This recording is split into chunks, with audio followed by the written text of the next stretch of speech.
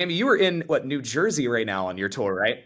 I'm in New Jersey, man. I'm in Rutherford, New Jersey. Yeah, so you'll be making your way from New Jersey into Charlestown, West Virginia. Have you been to West Virginia before? I gotta think. I don't think so. This might be my first West. What's the biggest city in West Virginia, you think? Biggest city in West Virginia would be either Charleston, which is a different town from Charlestown. That's a Different whole town. thing. Yeah, Different town, and man. yeah, Yeah, I think when I first got the gig, I think I thought it was Charleston, and it's not Charlestown. So every time I would send a video or something, they would send it back and say, "Can you correct the captions to say Charlestown?" And I was like, "Yes, I will, because I don't want anybody going to the wrong place." Whoever right. named the city second is not a very smart person.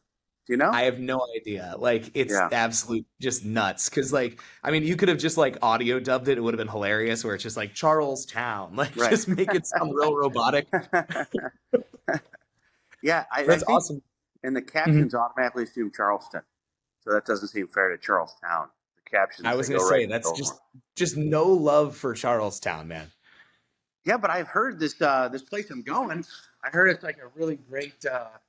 Heard it's a great casino, and I heard it's a real nice theater that you perform in, and I've got some friends who are either been there or coming up, and really looking forward to it. And I've been wanting to perform in that area because I don't really, I say Charlestown. That's the last thing I say. I first say, hey, it's like, because it's DC, right? It's like Baltimore. It's all over that area. So Right. I'm It's hoping the it'll nice little kind of center of the universe there in yeah, Charlestown, where it's like an hour to DC and Baltimore, an hour to like Morgantown and Pittsburgh. Like it's right there yeah, in the heart of it. yeah. I can't wait, man. I'm excited. Absolutely. Now, you've been doing a little bit of everything lately. You've been producing, you've been writing, you've been doing stand up, you've been killing it over there on Gutfeld lately. How do you keep up with it all, especially with touring right now? Well, first of all, it's very nice. I appreciate it. I woke up at 11 a.m. today, and I'm feeling very lazy, so you just made me feel good. So I it's funny. I have this is a roundabout way to answer. So I have kids in Alaska that I get to see a week a month, right? And then I have this girlfriend, correction, fiance that I love that lives in Boise, Idaho. And when I'm with them, I don't work, right? Like I try not to like do any work when I'm with my kid. But I when I'm on the road, when I'm traveling, the only way for me to make it through without missing everybody too much is to work as much as I can. And so it's kind of worked out. It's kind of been good. Like I fly to New York and I do the Gutfeld show, which I was on last night, and I do I'm punching up this thing for a special for a guy that's going to be produced by um, Sandler's guys, and so like I just find it very easy to be extremely productive to drive out the loneliness, Ryan. There you go. You It's a know, good balance. right? That's what I like to do. But yeah, but right now I'm actually I kind of slowed down. I feel like I'm doing the live touring, I'm doing Gutfeld, and I have a new podcast with my I hate the word fiance, but I don't know what else to say. I We're gonna get married Person really you're going to quickly. marry at some point. Yeah, I told her I go, can we get married fast so I can stop saying fiance? I hate this word. I go, let's just rush into it. I'm tired of this. But I love doing stand up right now. I love doing Gutfeld. My other project I'm working on is she's a doctor, my fiance, and we have a podcast called Afraid to Ask, where people call in with like embarrassing medical questions, and then she answers them for real, and then I make jokes. It is my favorite thing that I'm doing right now, and Yeah, that it's is kind of absolutely phenomenal. And obviously, like you were saying, you're doing a lot of traveling lately. You've been out, you've got, family in Alaska, fiance in Idaho, you're in New York, you're in New Jersey right now, and then eventually off to West Virginia. What would you say is kind of your favorite tour stop whenever you do get to go out and do these live shows? I'll tell you what, man, it changes as it goes, but Denver for me is a ridiculous. Like the comedy club's amazing, and listen to this one, Ryan. The first time I go to Denver, they call me up and they go, "Hey, you should bring oxygen." And I didn't know anything about Denver, and I go, "Listen, I don't think I'm the most famous comedian in the world, but I feel like that's something the club should provide. Like you guys should provide the oxygen." And but so Denver, very tough. The altitude, very tough. But as far as crowds, but man, I'm lying because I'll bet there's 10 tied for first. I love Denver. I love the DC, some of the best shows I've ever had were in DC. Phoenix is a good market for me. And then, oh my God, Florida. Every city in Florida has been like, I just did Naples and I've never sold so many tickets. I think I sold out 8 shows. And Naples is great because the clientele is very old. They're extremely old. It's like 80 and above. So you can be as offensive as you want to, and they can't walk out if they want to. You can, they walk out so slowly, you're done by the time they leave. So it's great. Yeah. But I don't. Sorry to not answer your question because then I'm thinking like I also love Brea and Irvine and like I have like 20 markets right now where I'm like wow like when I go back it's just been kind of crazy. I mean, that's a testament to like, knowing that you're loved in your work. That's like, hey, like these people receive my stuff well, these people receive my stuff well, and so on. So I think that's, you answer the question well, which is, hey, there's a lot of good favorites because, there's a lot of people that have you as their favorite, right?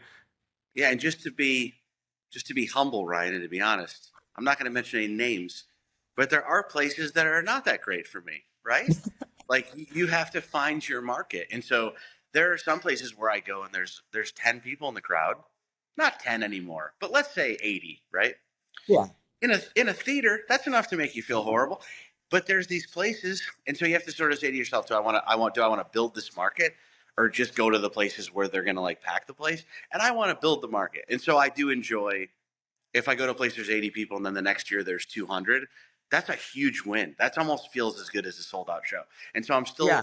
I'm still going to go everywhere, but there are definitely places where I feel like we're already where we need to be, and there's other places that need a little bit of work, but it's all part of the process, you know? Yeah, it's the challenge of knowing like, hey, I might go to a place where I might hear the same three people's laughter in my Yeah, ear the whole time, exactly. and you want to hear it like 80,000 of them, that kind of Yeah, thing. that's very true. Dude, this one time, my favorite bombing story, I was performing I think I might have been in West Virginia. This is crazy. I was just thinking about this, and I was at this college, and I went in there, and they go, we have some really bad news, and they go, the it's the middle of summer. They go, the air conditioner just went out. This place was packed with like 800 people. Now there's only 20 because it's so hot. Do you still want to do the show? And I go, yeah, I'll do the show. Maybe I'm sorry to hear what happened, but of course, anybody that came. So I'm on stage, Ryan, and I'm doing my set, and there's 20 people in a theater that seats like 700. It's empty, and they open the windows to cool it down a little bit because of the air conditioning. It's a true story. Every time I tell a joke and it doesn't get a laugh, like a huge laugh, which none of them did, I actually hear crickets Oh, out the window. Like, and I go, that's like this is where this came from. The cricket sound, people bombing outdoors at the beginning of time. But that's a right, true story. But then I went back the next year. They fixed the air conditioning. It was packed, and it was one of those things where it made me feel good that it went from nothing to something. Even though that one right. kind of not my fault. Yeah, it's the journey of no air conditioning to plenty of air conditioning, like all That's throughout the whole right. process, right? That's right. It's very similar to now I'm engaged and how I was with women before that. It's a very similar journey. Yeah, You and know, you've got the whole podcast with her now, which is even better. It's like, hey, like that's, a huge piece of the journey, right? it's great, dude. A podcast with your significant other. I really believe it's like if we ever argue or something, and she's like, "You said this," I go, "Let me play it for you." Oh yeah, I said that. Put these headphones on. You're like, I've got the receipts, I have basically. got yeah, exactly. That's incredible. Now, you're obviously working on a ton of stuff right now. You were just working on shooting a movie with Michael Bublé. Tell me a little bit about that experience because, I mean, anytime you get to work with like the King of Christmas, that is like incredible, right? Yeah, isn't there like a cartoon or something where it's like Michael Bublé going back into a cave on like December Yes. 26th or something? And then his So ice like defrosts. yeah, we had like a line in there where Schneider's talking to him on FaceTime and he's like, "I'm a huge fan of yours, and not just on Christmas, the other days too." And but he was a great sport. Yeah, John Cleese was in that movie. It's called Daddy Daughter Trip. I actually wrote that movie with Rob Schneider. We wrote it. It was our pandemic baby. Like we had no gigs because the pandemic shut everything down, and so we thought let's write a movie and use this time wisely. And yeah, we ended up getting Buble. John Cleese was in that movie. Adam Sandler's wife was one of the leads in that movie. Yeah, I gave myself a role in that movie opposite John Cleese. And then when no one was looking, I added more lines to my character Phenomenal. because That's I the have, beauty of being the writer. I'm the writer, dude. I'll add myself.